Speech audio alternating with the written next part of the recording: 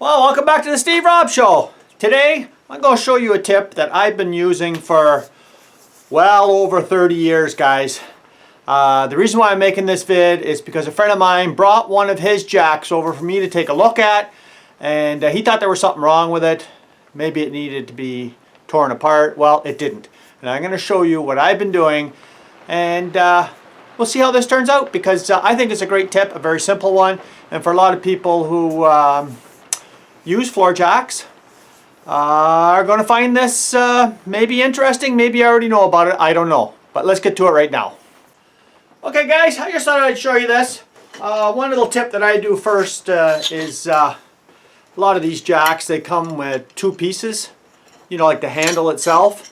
So what I like to do is put one of these pins in here, you know, one of these that you can just get like off your tractor, and they use them for like a, I guess, a PTO.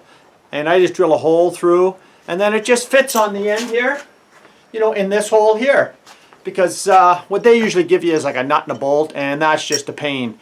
And another thing that I do is on the end here, you see I got a hole going through here, and I just leave this in the end, and this is just a piece of aluminum that I've just TIG welded a T to, and I just put it through here like this, you know, and then this gives me the opportunity to turn this, because a lot of times my hands are greasy, or it's hard to get a grip on a lot of these a lot of times to loosen off the tension on your hydraulic jack.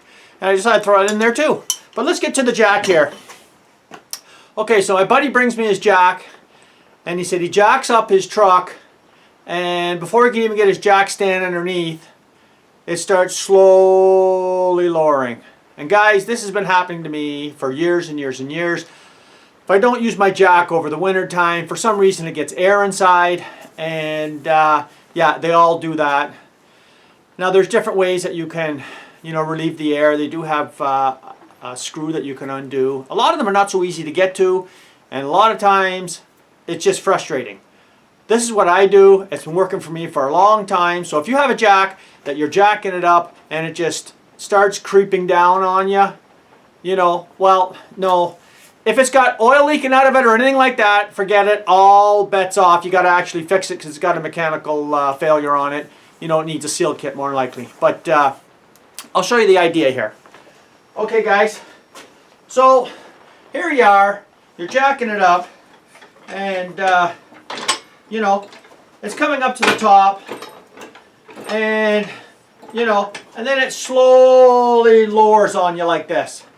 Well, that, you know, that can be corrected, and this is what I do, and it's worked for me for so many years. You just jack it up to the end, and then you just keep on going. And guys, I've got two different jacks. This one here only takes about 4 or 5 pumps to get to top level, but the other one takes about 20. And when you get to the top, you just keep on going for about a half a dozen pumps or more, and then you go ahead and try it on your truck, and you'll see that it will hold now. And I have to do that probably once or twice a year. If I don't use a jack for more than, say, 3 or 4 months at a time, I use 2 different jacks, and it's worked fine for me. So I decided to throw that in there. A little bit of a tip for today.